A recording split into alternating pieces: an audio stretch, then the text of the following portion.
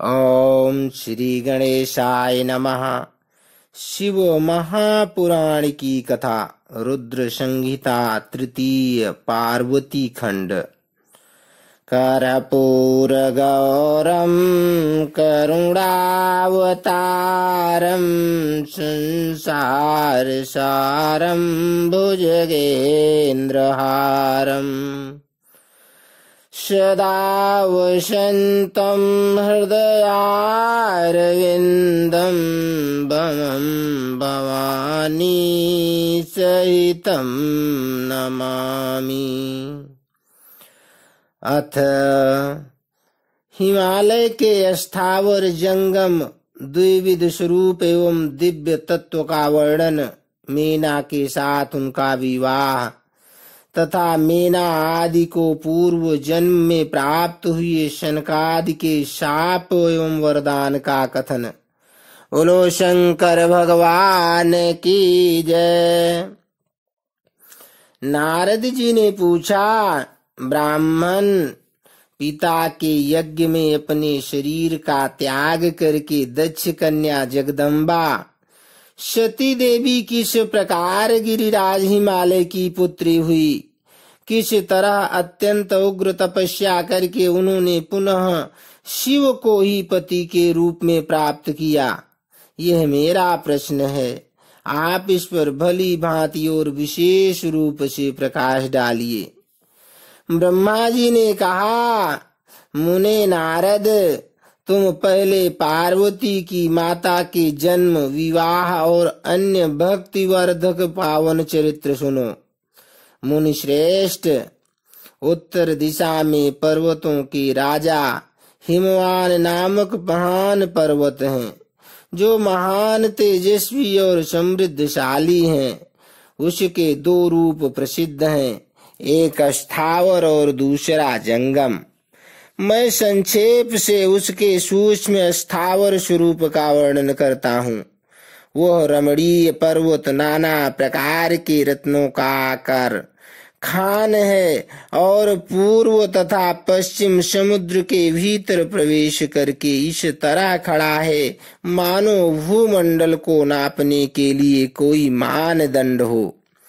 वह नाना प्रकार के वृक्षों से व्याप्त है और अनेक शिखरों के कारण विचित्र शोभा से संपन्न दिखाई देता है। सिंह, व्याघ्र आदि पशु सदा सुख पूर्वक उसका सेवन करते हैं।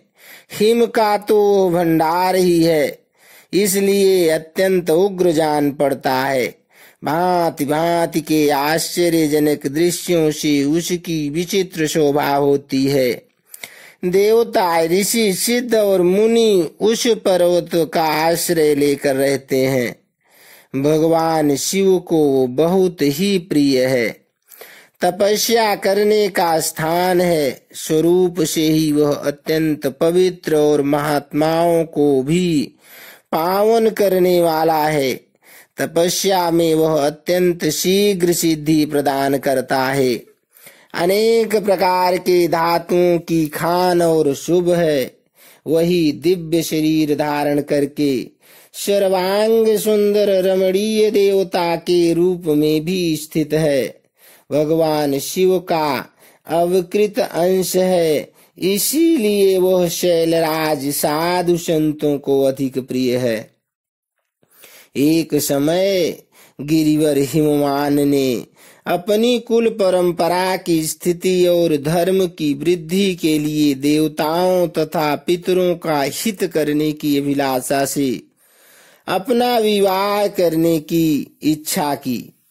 मुनीश्वर, उस अवसर पर संपूर्ण देवता अपने स्वार्थ का विचार करके दिव्य पितरों के पास आकर उनसे प्रसन्नता पूर्वक बोले।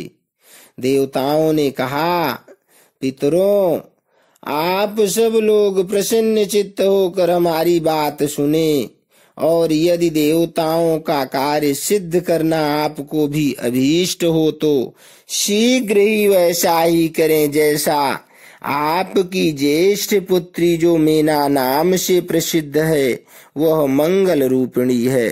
उसका विवाह आप लोग अत्यंत प्रसन्नता पूर्वक हिमवान पर्वत से कर दें।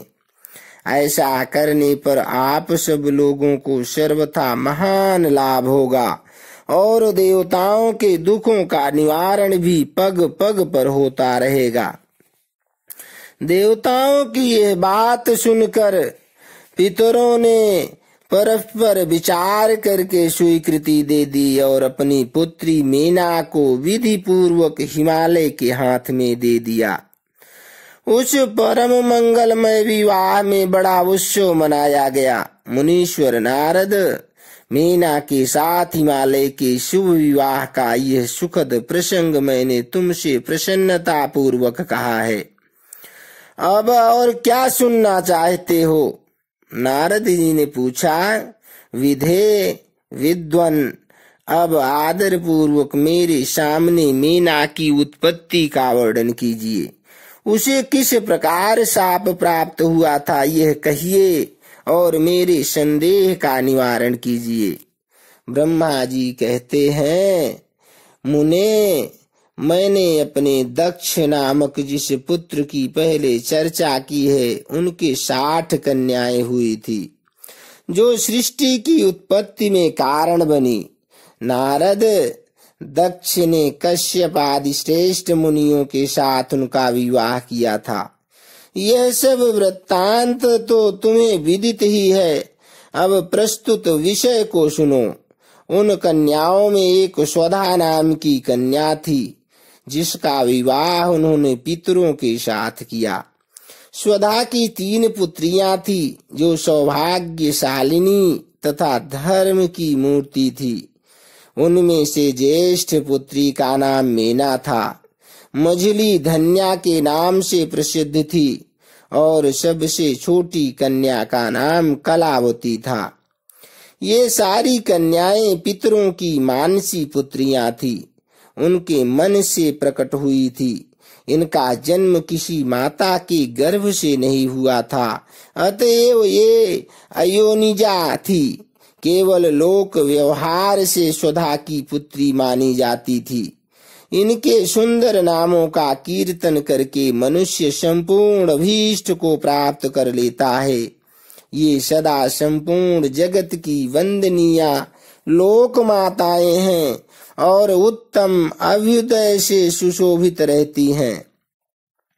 सब की सब परम योगिनी, ज्ञान निधि तथा तीनों लोकों में सर्वत्र जा सकने वाली हैं।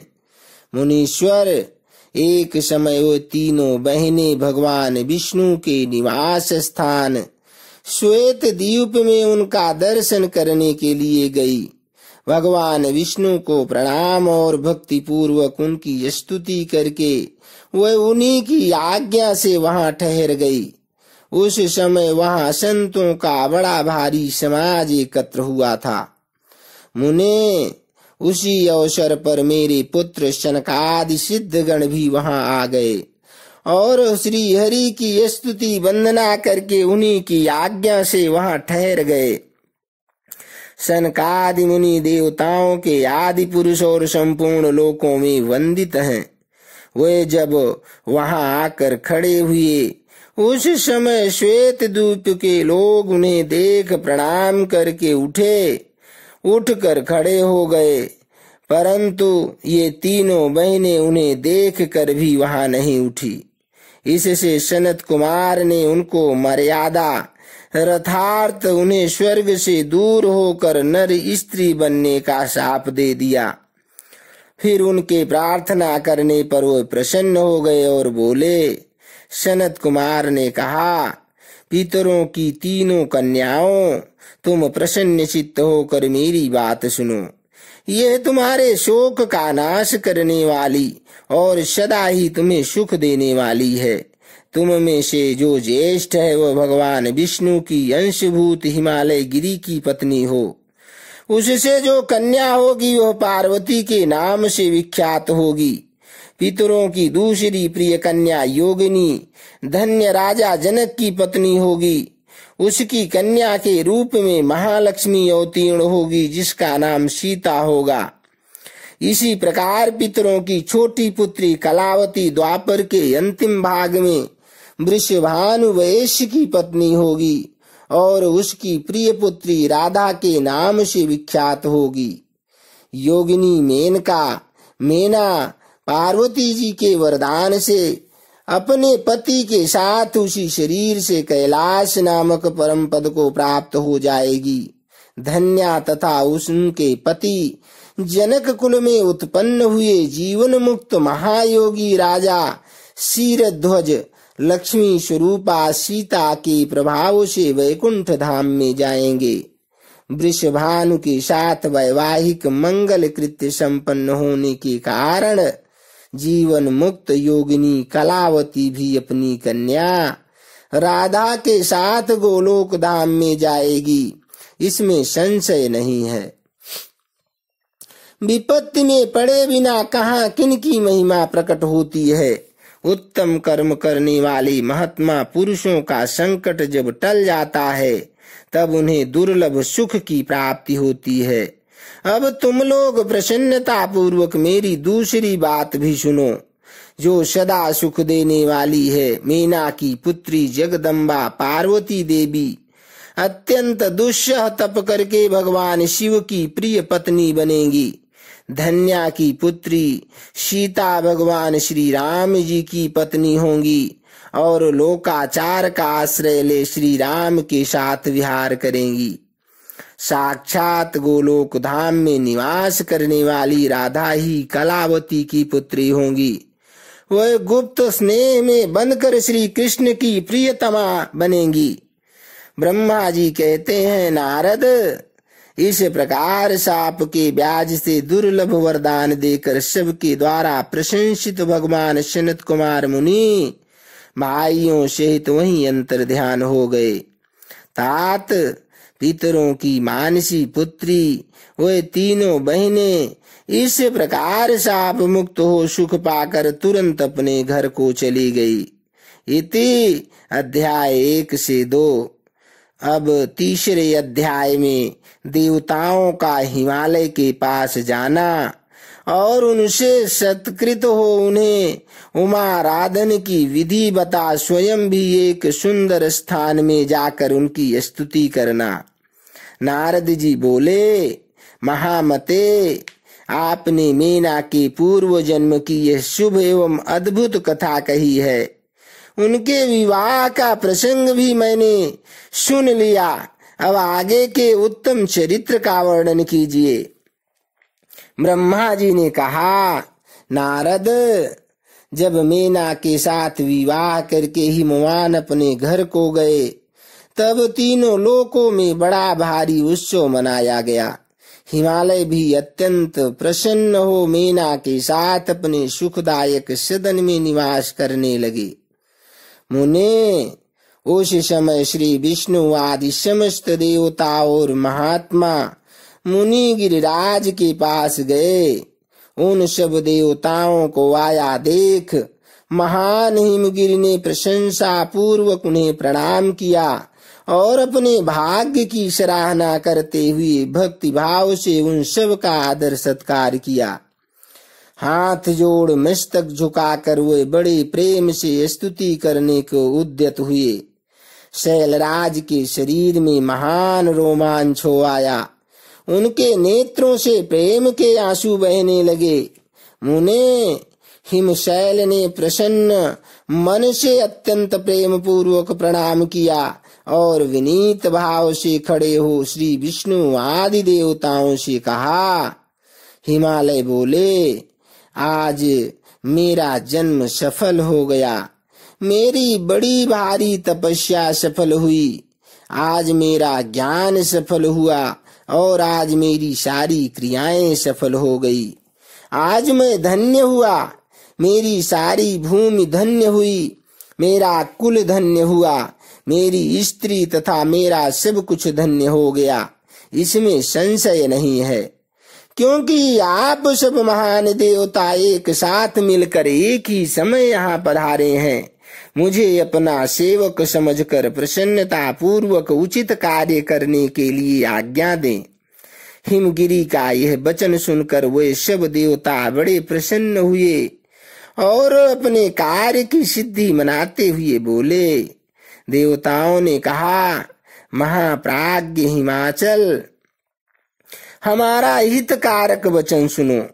हम सब लोग जिस कामना के लिए यहाँ आए हैं उसे प्रसन्नता पूर्वक बता रहे हैं।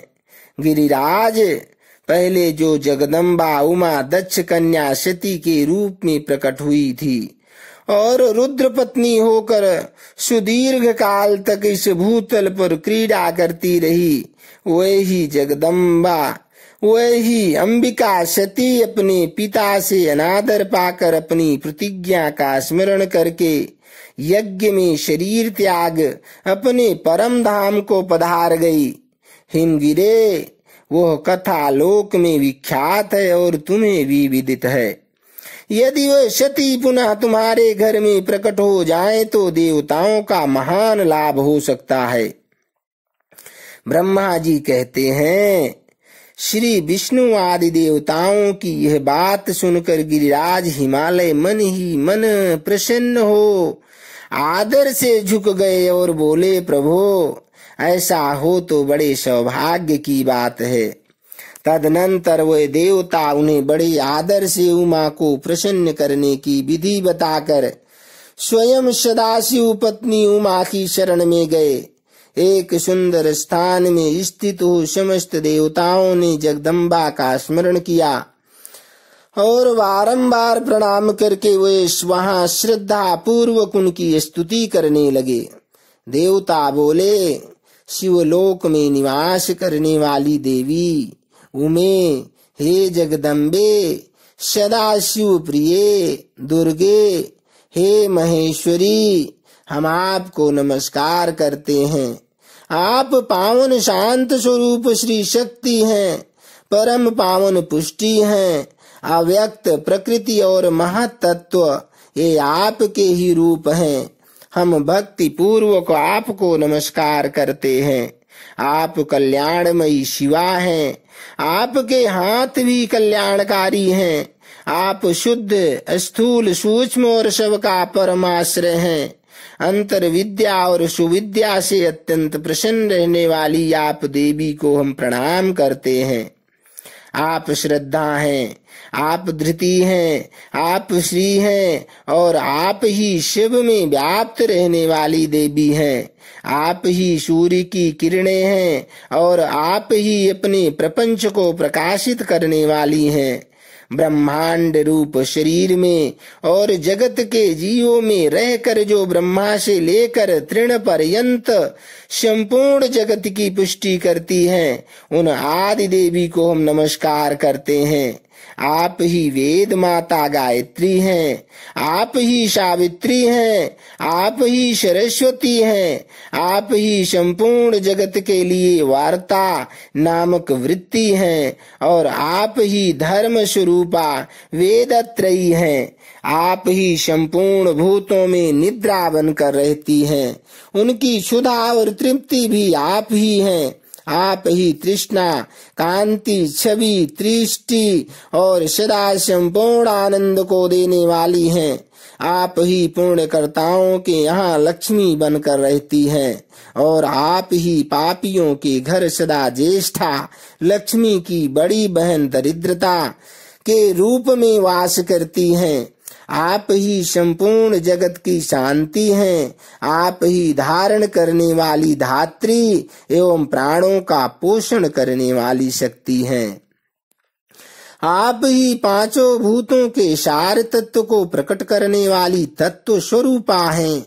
आप ही नीतिज्ञों की नीति तथा व्यवसाय रूपिणी हैं। आप ही साम वेद की गीति हैं। आप ही ग्रंथि हैं। आप ही यजुर मंत्रों की आहुति हैं। ऋग्वेद की मात्रा तथा अथर्ववेद की परम गति भी आप ही हैं। जो प्राणियों के नाक, कान, नेत्र, मुख, भुजा, वक्षस्थल और हृदय में धृति रूप से स्थित हो सदा ही उनके लिए सुख का विस्तार करती हैं। जो निद्रा के रूप में संसार के लोगों को अत्यंत सुभग प्रतीत होती हैं, वे देवी उमा जगत की स्थिति एवं पालन के लिए हम सब पर प्रसन्न हों। इस प्रकार जगत जननी सती साध्वी महेश्वरी उमा की स्तुति करके अपने हृदय में विशुद्ध प्रेम लिए वे सब देवता उनके दर्शन की इच्छा से वहां खड़े हो गए। इति अध्याय 3। अब अध्याय 4 में उमा देवी का दिव्य रूप से देवताओं को दर्शन देना, देवताओं का उनसे अपना अभिप्राय निवेदन करना और देवी का अवतार लेने की बात स्वीकार करके देवताओं को आश्वासन देना। ब्रह्मा जी कहते हैं, नारद, देवताओं के इस प्रकार स्तुति करने पर दुर्गम पीड़ा का नाश करने वाली जगत जननी देवी दुर्गा उनके सामने प्रकट हुई। वे परम अद्भुत दिव्य रत्नमय रथ पर बैठी हुई थी। उस श्रेष्ठ रथ में घुंघरू लगे हुए थे और मुलायम बिस्तर बिछे थे। उनके श्री विग्रह का एक एक अंग करोड़ों सूर्यों से भी अधिक प्रकाशमान और रमणीय था। ऐसे अवयवों से वे अत्यंत उद्भासित हो रही थी। सब और फैली हुई अपनी तेजो राशि से के मध्य भाग में वे विराजमान थी। उनका रूप बहुत ही सुंदर था और उनकी छवि की कहीं तुलना नहीं थी। सदा शिव के साथ विहार करने वाली उन महामाया की किसी के साथ समानता नहीं थी।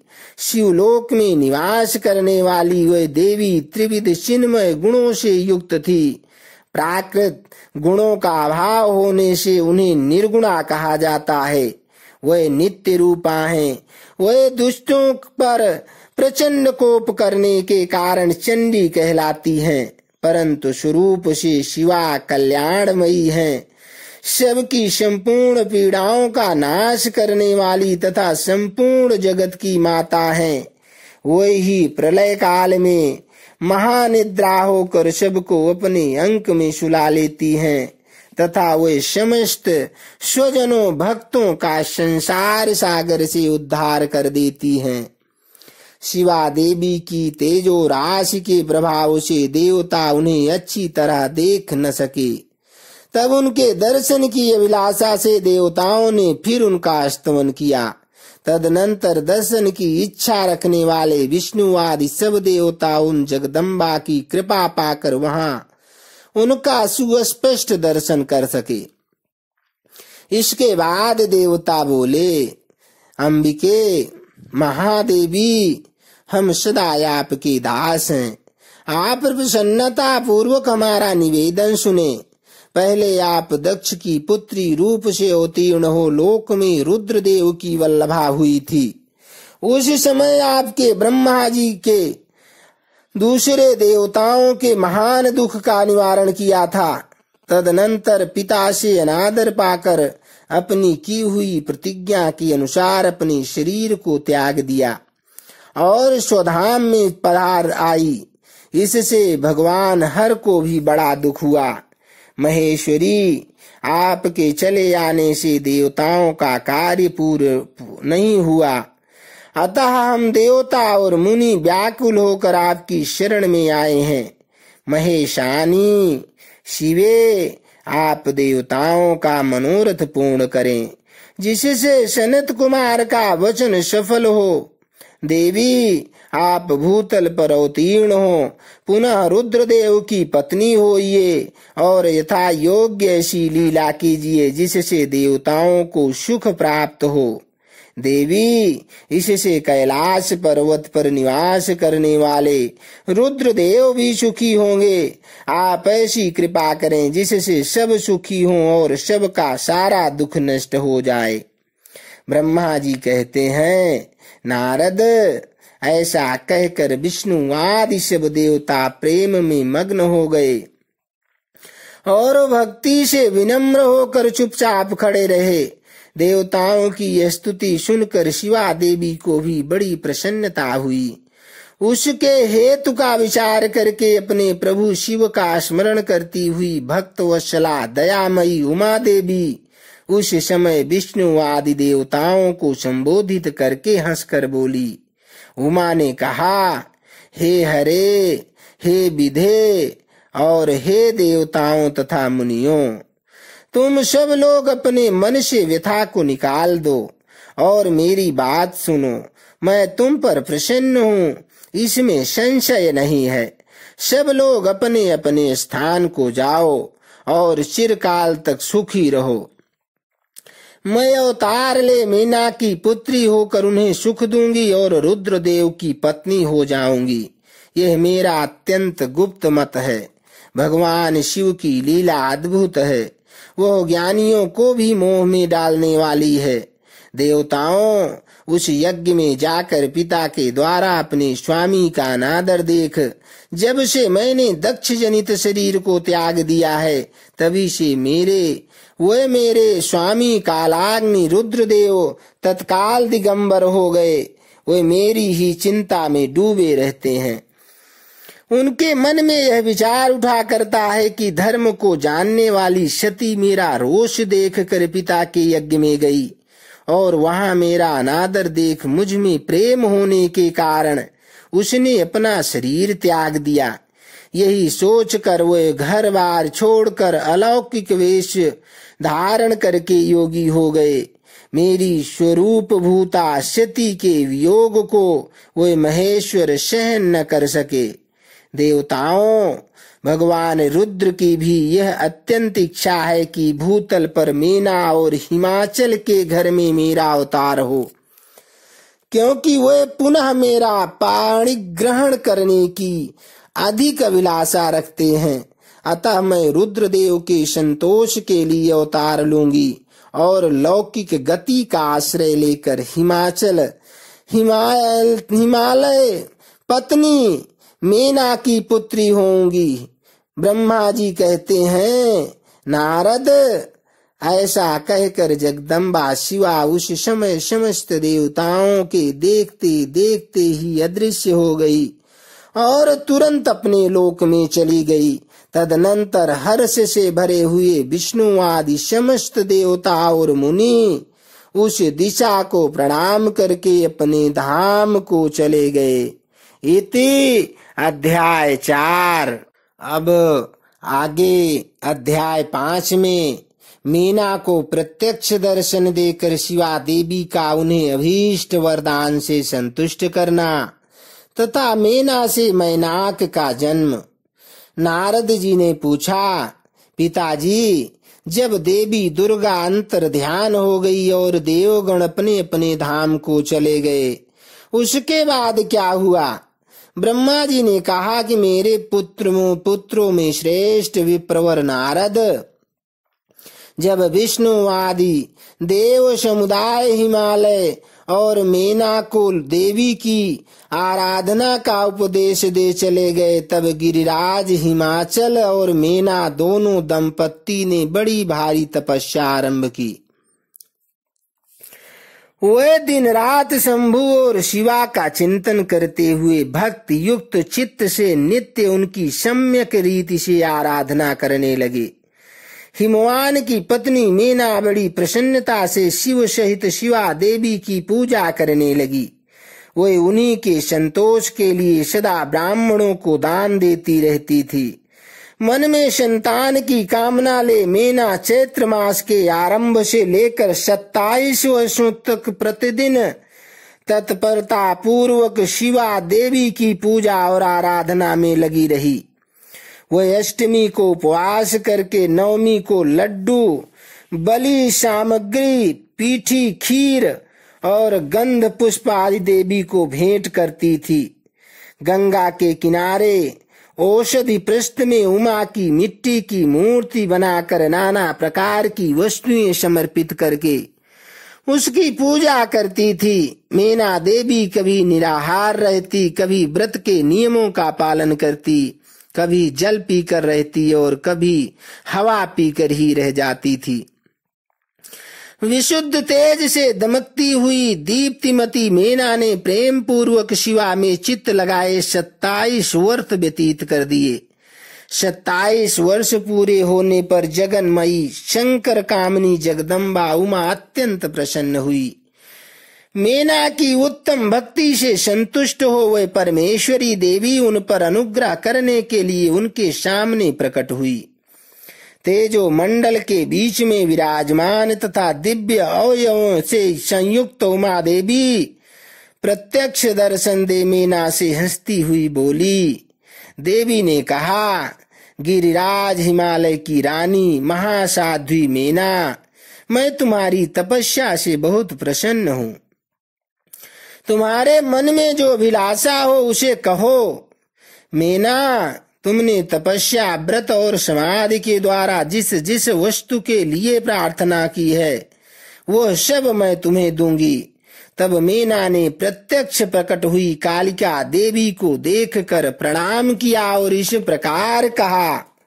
मेना देवी बोली, देवी, इस समय मुझे आपके रूप का प्रत्यक्ष दर्शन हुआ है, अतः मैं आपकी स्तुति करना चाहती हूँ। कालिके, इसके लिए आप प्रसन्न हो। ब्रह्मा जी कहते हैं कि नारद मेना के ऐसा कहने पर सर्वमोहिनी कालिका देवी ने मन में अत्यंत प्रसन्न हो अपनी दोनों बाहों से खींचकर मेना को हृदय से लगा लिया। इससे उन्हें तत्काल महाज्ञान की प्राप्ति हो गई। फिर तो मेना देवी प्रिय वचनों द्वारा भक्ति भाव से अपने सामने खड़ी हुई कालिका की स्तुति करने लगी। मेना बोली, जो महामाया जगत को धारण करने वाली चंडिका, लोक धारणी तथा संपूर्ण मनोवांछित पदार्थों को देने वाली है, उन महादेवी को मैं प्रणाम करती हूँ। जो नित्य आनंद प्रदान करने वाली माया, योग निद्रा, जगत जननी तथा सुंदर कमलों की माला से अलंकृत है, उन नित्य सिद्धा उमा देवी को मैं नमस्कार करती हूँ। जो सबकी मातामही, नित्य आनंदमयी, भक्तों के शोक का नाश करने वाली तथा कल्प पर्यंत नारियों एवं प्राणियों की बुद्धि स्वरूपिणी है, उन देवी को मैं प्रणाम करती हूँ। आप यतियों के अज्ञान वश बंधन के नाश की हेतुभूता ब्रह्म विद्या हैं। फिर मुझ जैसी नारियां आपके प्रभाव का क्या वर्णन कर सकती हैं। अथर्ववेद की जो हिंसा मारण आदि का प्रयोग है वो आप ही हैं। देवी, आप मेरे अभीष्ट फल को सदा प्रदान कीजिए। भावहीन, आकार रहित तथा अदृश्य नित्य तन्मात्राओं से आप ही पंचभूतों के समुदाय को संयुक्त करती हैं। आप ही उनकी शाश्वत शक्ति हैं। आपका स्वरूप नित्य है। आप समय समय पर योग युक्त एवं समर्थ नारी के रूप में प्रकट होती हैं। आप ही जगत की योनि और आधार शक्ति हैं। आप ही प्राकृत तत्वों से परे नित्या प्रकृति कही गई है, जिसके द्वारा ब्रह्म के स्वरूप को वश में किया जाता है, जाना जाता है। वह नित्या विद्या आप ही हैं। माता, आप मुझ पर प्रसन्न होइए। आप ही अग्नि के भीतर व्याप्त उग्र दायिका शक्ति हैं। आप ही सूर्य किरणों में स्थित प्रकाशिका शक्ति हैं। चंद्रमा में जो आह्लादिका का शक्ति है वह भी आप ही हैं। ऐसी आप चंडी देवी का मैं स्तवन और वंदन करती हूँ। आप स्त्रियों को बहुत प्रिय हैं। ऊर्ध्वरेता ब्रह्मचारियों की ध्येय भूता नित्य ब्रह्म शक्ति भी आप ही हैं। संपूर्ण जगत की वांछा तथा श्री हरि की माया भी आप ही हैं। जो देवी इच्छा अनुसार रूप धारण करके सृष्टि पालन और संहारमयी हो, उन कार्यों का संपादन करती हैं तथा ब्रह्मा विष्णु एवं रुद्र के शरीर की भी हेतुभूता हैं, वह आप ही हैं। देवी, आज आप मुझ पर प्रसन्न हो। आपको पुनः मेरा नमस्कार है। ब्रह्मा जी कहते हैं कि नारद, मेना के इस प्रकार स्तुति करने पर दुर्गा कालिका ने पुनः उन मेना देवी से कहा, तुम अपना मनोवांछित वर मांग लो। हिमाचल प्रिये, तुम मुझे प्राणों के समान प्यारी हो। तुम्हारी जो इच्छा है वह मांगो, उसे मैं निश्चय ही दे दूंगी। तुम्हारे लिए मुझे कुछ भी अदेय नहीं है। महेश्वरी उमा का यह अमृत के समान मधुर वचन सुनकर हिमगिर कामिनी मेना बहुत संतुष्ट हुई और इस प्रकार बोली, शिवे आपकी जय हो, जय हो, उत्कृष्ट ज्ञान वाली महेश्वरी जगदम्बिके। यदि मैं वर पाने के योग्य हूँ तो फिर आपसे श्रेष्ठ वर मांगती हूँ। जगदम्बे, पहले तो मुझे शव पुत्र हों, उन सब की बड़ी आयु हो, वे बल पराक्रम से युक्त तथा रिद्धि सिद्धि से संपन्न हो। उन पुत्रों के पश्चात मेरे एक पुत्री हो, जो स्वरूप और गुणों से सुशोभित होने वाली हो।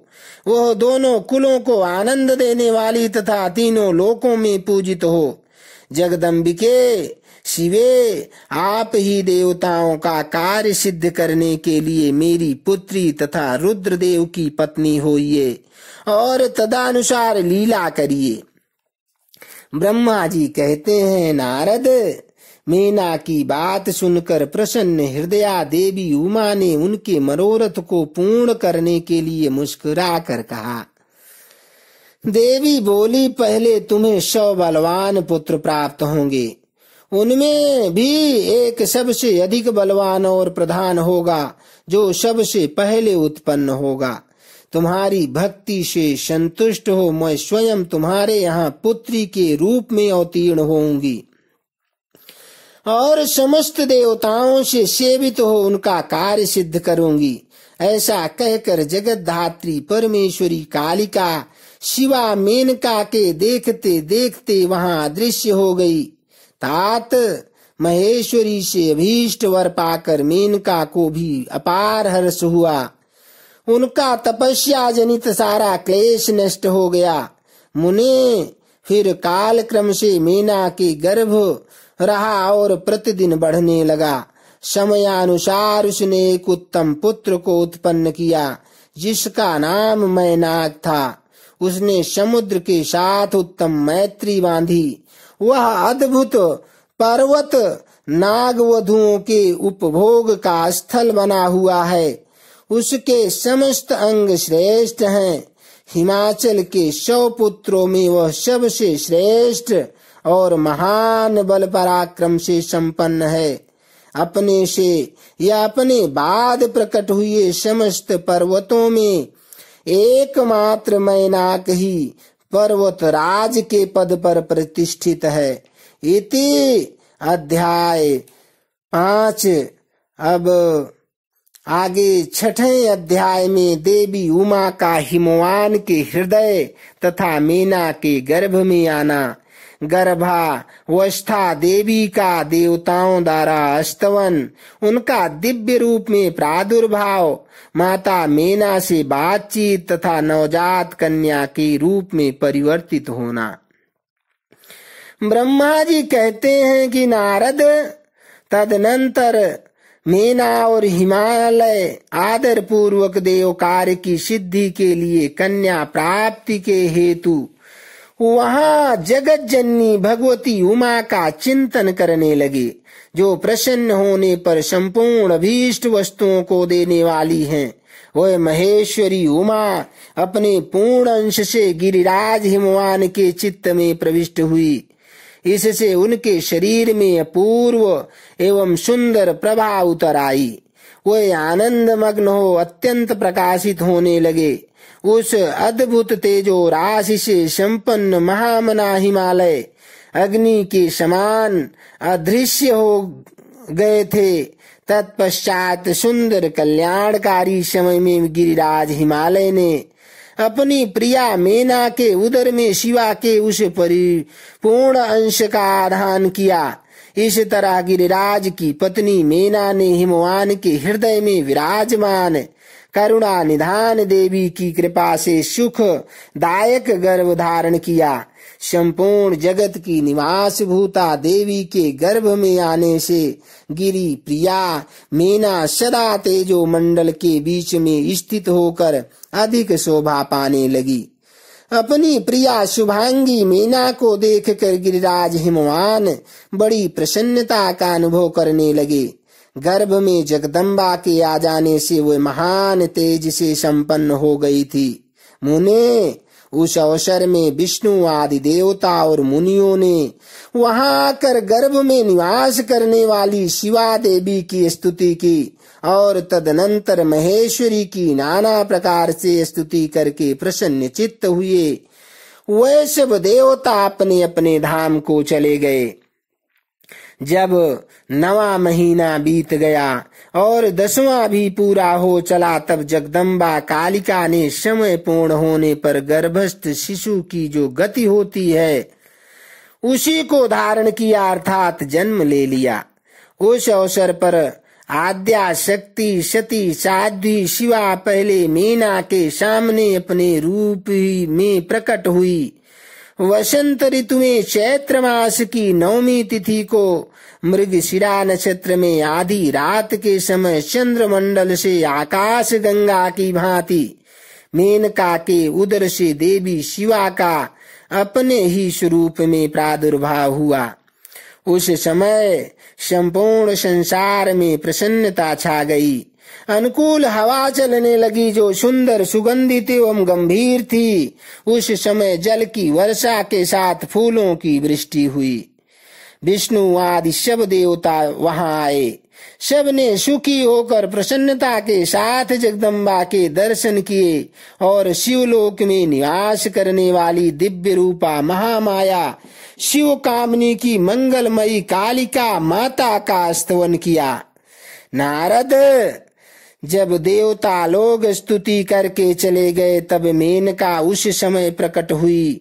नील कमल के समान कांति वाली श्याम वर्णा देवी को देखकर अतिशय आनंद का अनुभव करने लगी।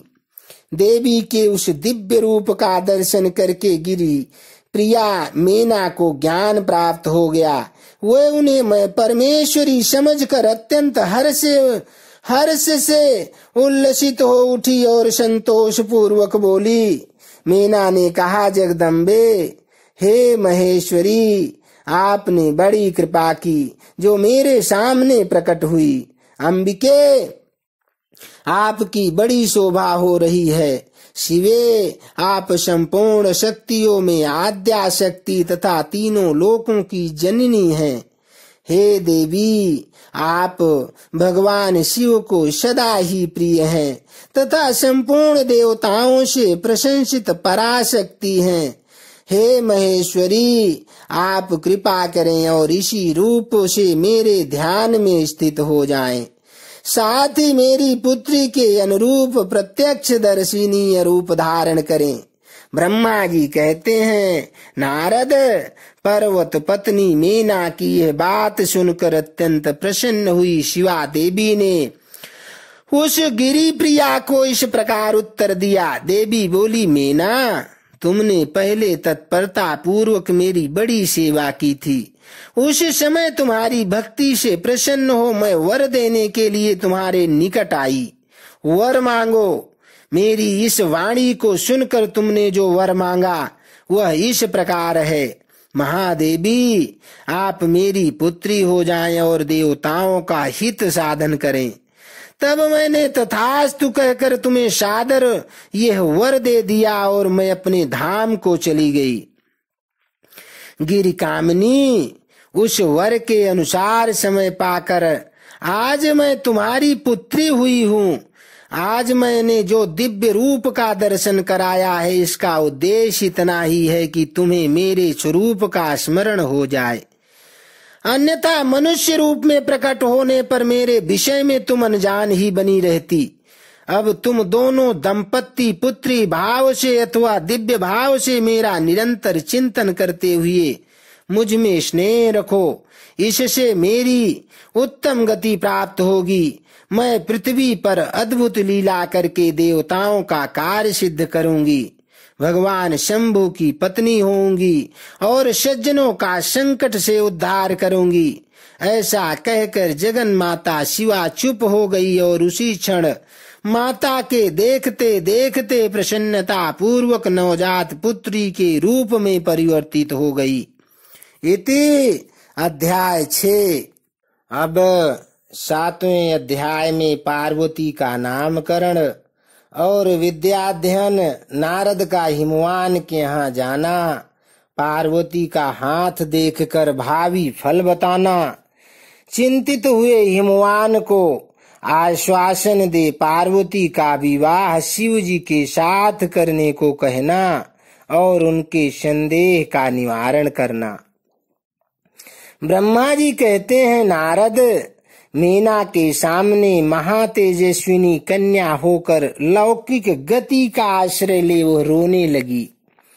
उसका मनोहर रुदन सुनकर घर की सब स्त्रियां हर्ष से खिल उठी और बड़े बेग से प्रसन्नता पूर्वक वहां आ पहुंची। नील कमल दल के समान श्याम कांति वाली उस परम तेजस्विनी और मनोरम कन्या को देखकर गिरिराज हिमालय अतिशय आनंद में निमग्न हो गए।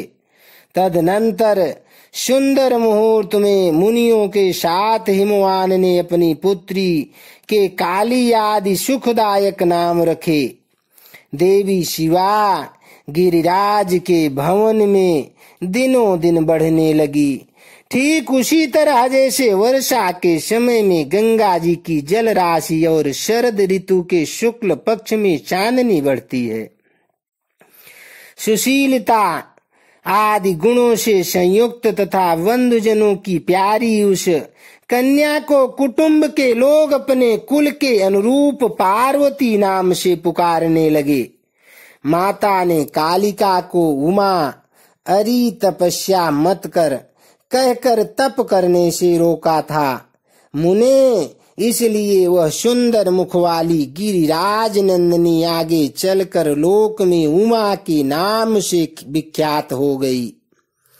नारद, तदनंतर जब अविद्या के उपदेश का समय आया तब शिवा देवी अपने चित्त को एकाग्र करके बड़ी प्रसन्नता के साथ श्रेष्ठ गुरु से विद्या पढ़ने लगी। पूर्व जन्म की सारी विद्याएं उन्हें उन्हीं तरह प्राप्त हो गई जैसे शरत काल में हंसों की पात अपने आप स्वर गंगा के तट पर पहुंच जाती है और रात्रि में अपना प्रकाश स्वतः महौषधियों को प्राप्त हो जाता है। मुने, इस प्रकार मैंने शिवा की किसी एक लीला का ही वर्णन किया है। अब अन्य लीला का वर्णन करूंगा, सुनो। एक समय की बात है, तुम भगवान शिव की प्रेरणा से प्रसन्नता पूर्वक हिमाचल के घर गए। मुने, तुम शिव तत्व के ज्ञाता और उनकी लीलाओं के जानकारों में श्रेष्ठ हो। नारद, गिरिराज हिमालय ने तुम्हें घर पर आया देख प्रणाम करके तुम्हारी पुत्री की और अपनी पुत्री को बुलाकर उससे तुम्हारे चरणों में प्रणाम करवाया। मुनीश्वर, फिर स्वयं ही तुम्हें नमस्कार करके हिमाचल ने अपने सौभाग्य की सराहना की और अत्यंत मस्तक झुका हाथ जोड़कर तुमसे कहा। हिमालय बोले, हे मुने नारद, ब्रह्मपुत्रों में श्रेष्ठ ज्ञानवान प्रभो, आप सर्वज्ञ हैं और कृपा पूर्वक दूसरों के उपकार में लगे रहते हैं। मेरी पुत्री की जन्म कुंडली में जो गुण दोष हो उसे बताइए। मेरी बेटी किसकी सौभाग्यवती प्रिय पत्नी होगी? ब्रह्मा जी कहते हैं, मुनि श्रेष्ठ, तुम बातचीत में कुशल और कौतुकी तो हो ही। गिरिराज हिमालय के ऐसा कहने पर तुमने कालिका का हाथ देखा और उसके संपूर्ण अंगों पर विशेष रूप से दृष्टिपात करके हिमालय से इस प्रकार कहना आरंभ किया। नारद बोले, शैलराज और मीना, आपकी यह पुत्री चंद्रमा की आदि कला के समान बढ़ी है। समस्त शुभ लक्षण इसके अंगों की शोभा पाते हैं। यह अपने पति के लिए सौभाग्य अत्यंत सुखदायिनी होगी और माता पिता की कीर्ति बढ़ाएगी। संसार की समस्त नारियों में यह परम साध्वी और स्वजनों को सदा महान आनंद देने वाली होगी। गिरिराज, तुम्हारी पुत्री के हाथ में सब उत्तम लक्षण ही विद्यमान है। केवल एक रेखा विलक्षण है, उसका यथार्थ फल सुनो। इसे ऐसा पति प्राप्त होगा जो योगी, नंग धड़ंग रहने वाला, निर्गुण और निष्काम होगा। उसके न माँ होगी न बाप, उसे मान सम्मान का कोई ख्याल नहीं रहेगा और वो सदा अमंगल वेश धारण करेगा। ब्रह्मा जी कहते हैं, नारद, तुम्हारी इस बात को सुन और सत्य मानकर मीना तथा हिमाचल दोनों पति पत्नी बहुत दुखित हुए। परंतु जगदम्बा शिवा तुम्हारे ऐसे वचनों को सुनकर और लक्षणों द्वारा उस भावी पति को शिव मानकर मन ही मन हर्ष से खिल उठी। नारद जी की बात कभी झूठ नहीं हो सकती, यह सोचकर शिवा भगवान शिव के युगल चरणों में संपूर्ण हृदय से अत्यंत स्नेह करने लगी। नारद, उस समय मन ही मन दुखी हो हिमवान ने तुमसे कहा, मुने, उस रेखा का फल सुनकर मुझे बड़ा दुख हुआ है। मैं अपनी पुत्री को उससे बचाने के लिए क्या उपाय करूं? मुने, तुम महान कौतुक करने वाले और वार्तालाप विशारद हो। हिमवान की बात सुनकर अपने मंगलकारी वचनों द्वारा उनका हर्ष बढ़ाते हुए तुमने इस प्रकार कहा। नारद बोले, गिरिराज, तुम स्नेह पूर्वक सुनो, मेरी बात सच्ची है, वह झूठ नहीं होगी। हाथ की रेखा ब्रह्मा जी की लिपि है, निश्चय ही वह मिथ्या नहीं हो सकती। अतः शैल प्रवर इस कन्या को वैसा ही पति मिलेगा, इसमें संशय नहीं है। परंतु इस रेखा के कुफल से बचने के लिए एक उपाय भी है, उसे प्रेम पूर्वक सुनो। उसे करने से तुम्हें सुख मिलेगा। मैंने जैसे वर का निरूपण किया है वैसे ही भगवान शंकर हैं। वे सर्वसमर्थ हैं और लीला के लिए नेक रूप धारण करते रहते हैं। उनमें समस्त कुलक्षण सद्गुणों के समान हो जाएंगे। समर्थ पुरुष में कोई दोष भी हो तो वह उसे दुख नहीं देता, असमर्थ के लिए ही वह दुखदायक होता है। इस विषय में सूर्य, अग्नि और गंगा का दृष्टांत सामने रखना चाहिए। इसलिए तुम विवेक पूर्वक अपनी कन्या शिवा को भगवान शिव के हाथ में सौंप दो। भगवान शिव सबके ईश्वर, सेव्य, निर्विकार, सामर्थ्यशाली और अविनाशी हैं। वे जल्दी ही प्रसन्न हो जाते हैं, अतः शिवा को ग्रहण कर लेंगे, इसमें संशय नहीं है। विशेषतः वे तपस्या से वश में हो जाते हैं। यदि शिवा तप करे तो सब काम ठीक हो जाए। सर्वेश्वर शिव सब प्रकार से समर्थ हैं। वे इंद्र के वज्र का भी विनाश कर सकते हैं। ब्रह्मा जी उनके अधीन हैं तथा वे सबको सुख देने वाले हैं। पार्वती भगवान शंकर की प्यारी पत्नी होंगी। वह सदा रुद्रदेव के अनुकूल रहेंगी, क्योंकि यह महासाध्वी और उत्तम व्रत का पालन करने वाली हैं तथा माता पिता के सुख को बढ़ाने वाली हैं। यह तपस्या करके भगवान शिव के मन को अपने वश में कर लेंगी और वह भगवान भी इसके सिवा किसी दूसरी स्त्री से विवाह नहीं करेंगे। इन दोनों का प्रेम एक दूसरे के अनुरूप है। वैसा उच्च कोटि का प्रेम न तो किसी का हुआ है, न इस समय है और न आगे होगा।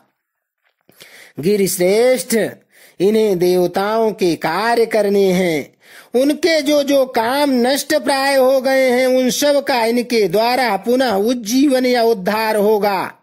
आद्रिराज, आपकी कन्या को पाकर ही भगवान हर अर्धनारीश्वर होंगे। इन दोनों का पुनः हर्ष पूर्वक मिलन होगा। आपकी यह पुत्री अपनी तपस्या के प्रभाव से सर्वेश्वर महेश्वर को संतुष्ट करके उनके शरीर के आधे भाग को अपने अधिकार में कर लेगी। उसका अर्धांग बन जाएगी। गिरिश्रेष्ठ, तुम्हें अपनी यह कन्या भगवान शंकर के सिवा दूसरे किसी को नहीं देनी चाहिए। यह देवताओं का गुप्त रहस्य है, इसे कभी प्रकाशित नहीं करना चाहिए। हिमालय ने कहा, ज्ञानी मुनि नारद, मैं आपको एक बात बता रहा हूँ, उसे प्रेम पूर्वक सुनिए और आनंद का अनुभव कीजिए। सुना जाता है कि महादेव जी सब प्रकार की आसक्तियों का त्याग करके अपने मन को संयम में रखते हुए नित्य तपस्या करते हैं। देवताओं की भी दृष्टि में नहीं आते। देवर्षे ध्यान मार्ग में स्थित हुए वे भगवान शंभु पर ब्रह्म में लगाए हुए अपने मन को कैसे हटाएंगे? ध्यान छोड़कर विवाह करने को कैसे उद्यत होंगे? इस विषय में मुझे महान संदेह है। दीपक की लौ के समान प्रकाशमान अविनाशी, प्रकृति से परे, निर्विकार, निर्गुण, सगुण, निर्विशेष और निरीह जो पर ब्रह्म है, वही उनका अपना सदाशिव नामक स्वरूप है। अतः वे उसी का सर्वत्र साक्षात करते हैं। किसी बाह्य अनात्म वस्तु पर दृष्टि नहीं डालते। मुने, यहाँ आए हुए किन्नरों के मुख से उनके विषय में नित्य ऐसी ही बात सुनी जाती है। क्या वह बात मिथ्या ही है? विशेषतः यह बात भी सुनने में आती है कि भगवान हर ने पूर्व काल में सती के समक्ष एक प्रतिज्ञा की थी। उन्होंने कहा था, दक्ष कुमारी प्यारी सती, मैं तुम्हारे सिवा दूसरी किसी स्त्री का अपनी पत्नी बनाने के लिए न वरण करूंगा न ग्रहण। यह मैं तुमसे सत्य कहता हूँ। इस प्रकार सती के साथ उन्होंने पहले ही प्रतिज्ञा कर ली है। अब सती के मर जाने पर वे दूसरी किसी स्त्री को कैसे ग्रहण करेंगे? यह सुनकर तुम नारद ने कहा, महामते गिरिराज, इस विषय में तुम्हें चिंता नहीं करनी चाहिए। तुम्हारी यह पुत्री काली ही पूर्व काल में दक्ष कन्या सती हुई थी। उस समय इसी का सदा सर्व मंगलदायी सती नाम था।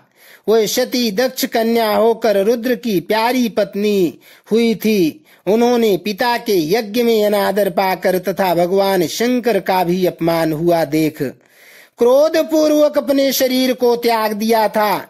वही सती फिर तुम्हारे घर में उत्पन्न हुई है। तुम्हारी पुत्री साक्षात जगदम्बा शिवा है। यह पार्वती भगवान हर की पत्नी होगी, इसमें संशय नहीं है। नारद, ये सब बातें तुमने हिमवान को विस्तार पूर्वक बताई। पार्वती का वह पूर्व रूप और चरित्र प्रीति को बढ़ाने वाला है। काली के उस संपूर्ण पूर्व वृत्तांत को तुम्हारे मुख से सुनकर हिमवान अपनी पत्नी और पुत्र के साथ तत्काल संदेह रहित हो गए।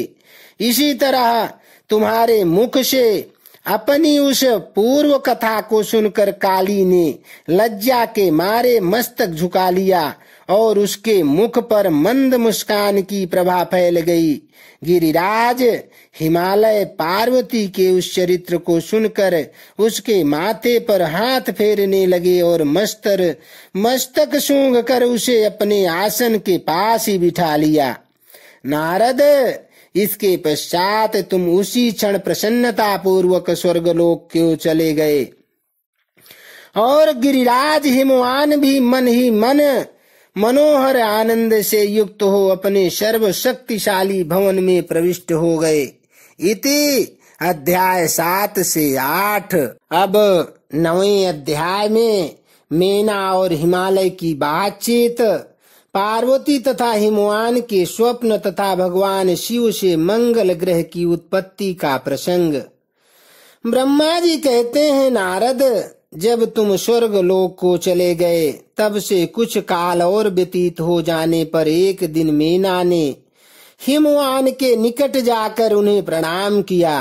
फिर खड़ी हो ओए गिर कामनी मेना अपने पति से विनय पूर्वक बोली। मेना ने कहा, प्राणनाथ, उस दिन नारद मुनि ने जो बात कही थी उसको स्त्री स्वभाव के कारण मैंने अच्छी तरह नहीं समझा। मेरी तो ये प्रार्थना है कि आप कन्या का विवाह किसी सुंदर वर के साथ कर दीजिए। वह विवाह सर्वथा अपूर्व सुख देने वाला होगा। गिरिजा का वर शुभ लक्षणों से संपन्न और कुलीन होना चाहिए।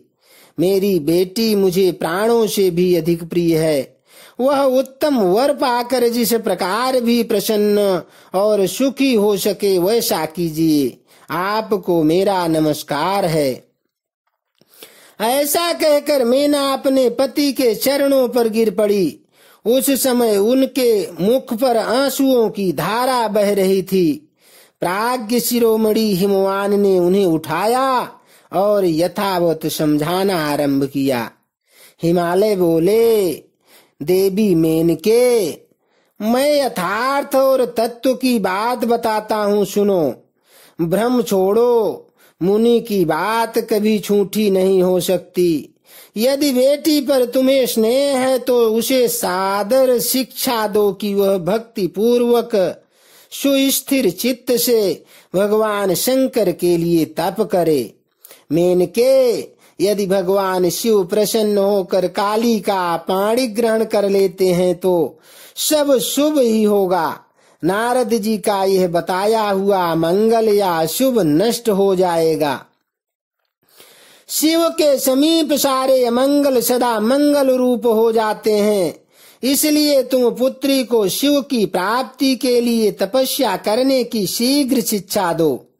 ब्रह्मा जी कहते हैं, नारद, हिमवान की यह बात सुनकर मीना को बड़ी प्रसन्नता हुई। वे तपस्या में रुचि उत्पन्न करने के लिए पुत्री को उपदेश देने के निमित्त उसके पास गई, परंतु बेटी के सुकुमार अंग पर दृष्टिपात करके मीना के मन में बड़ी व्यथा हुई। उनके दोनों नेत्रों में तुरंत आंसू भर आए। फिर तो गिरि प्रिया मीना में अपनी पुत्री को उपदेश देने की शक्ति नहीं रह गई। अपनी माता की इस चेष्टा को पार्वती जी शीघ्र ही ताड़ गई। तब वह सर्वज्ञ परमेश्वरी कालिका देवी माता को बारंबार आश्वासन दे तुरंत बोली। पार्वती जी ने कहा, माँ, तुम बड़ी समझदार हो, मेरी यह बात सुनो। आज पिछली रात्रि के समय ब्रह्म मुहूर्त में मैंने एक स्वप्न देखा है, उसे बताती हूँ। माता जी, स्वप्न में एक दयालु एवं तपस्वी ब्राह्मण ने मुझे शिव की प्रसन्नता के लिए उत्तम तपस्या करने का प्रसन्नता पूर्वक उपदेश दिया है। नारद, यह सुनकर मेनका ने शीघ्र ही अपने पति को बुलाया और पुत्री के देखे हुए स्वप्न को पूर्णतः कह सुनाया। मेनका के मुख से पुत्री के स्वप्न को सुनकर गिरिराज हिमालय बड़े प्रसन्न हुए और अपनी प्रिय पत्नी को समझाते हुए बोले। गिरिराज ने कहा, प्रिय, पिछली रात में मैंने भी एक स्वप्न देखा है। मैं आदर पूर्वक उसे बताता हूँ, तुम प्रेम पूर्वक उसे सुनो। एक बड़े उत्तम तपस्वी थे। नारद जी ने वर के जैसे लक्षण बताए थे, उन्हीं लक्षणों से युक्त शरीर को उन्होंने धारण कर रखा था।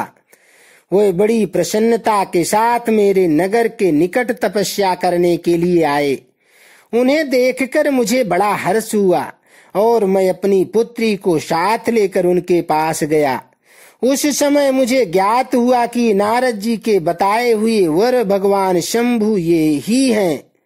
तब मैंने उन तपस्वी की सेवा के लिए अपनी पुत्री को उपदेश देकर उनसे भी प्रार्थना की कि वो इनकी सेवा स्वीकार करें, परंतु उस समय उन्होंने मेरी बात नहीं मानी।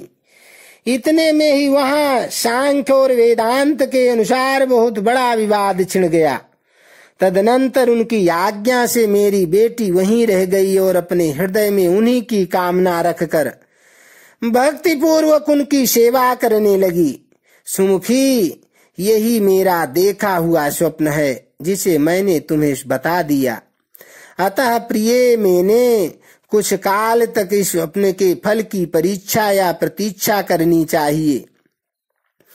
इस समय यही उचित जान पड़ता है। तुम निश्चित समझो, यही मेरा विचार है। ब्रह्मा जी कहते हैं, मुनीश्वर नारद, ऐसा कहकर गिरिराज, हिमवान और मेनका शुद्ध हृदय से उस स्वप्न के फल की परीक्षा एवं प्रतीक्षा करने लगे।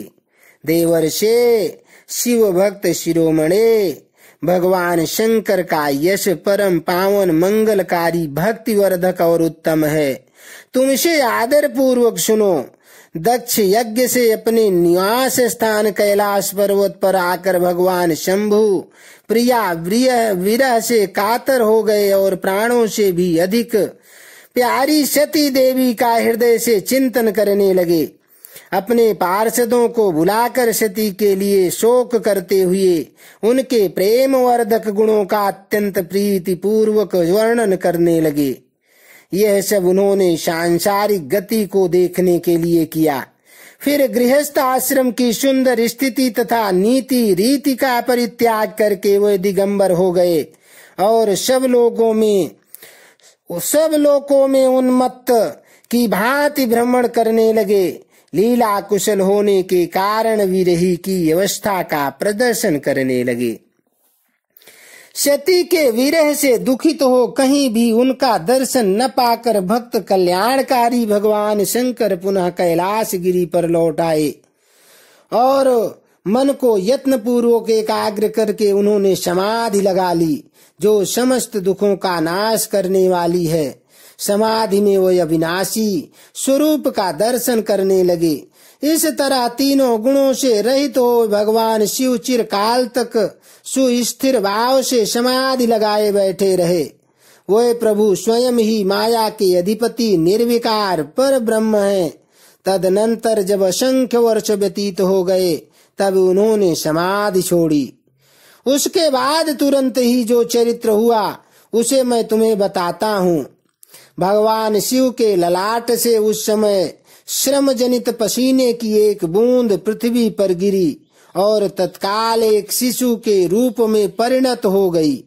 मुने, उस बालक के 4 भुजाएं थी, शरीर की कांति लाल थी और आकार मनोहर था। दिव्य द्युति से दीप्तिमान वह शोभाशाली बालक अत्यंत दुस्सह तेज से संपन्न था। तथापि उस समय लोकाचार परायण परमेश्वर शिव के आगे वह साधारण शिशु की भांति रोने लगा। यह देख पृथ्वी भगवान शंकर से भय मान उत्तम बुद्धि से विचार करने के पश्चात सुंदर स्त्री का रूप धारण करके वहीं प्रकट हो गई।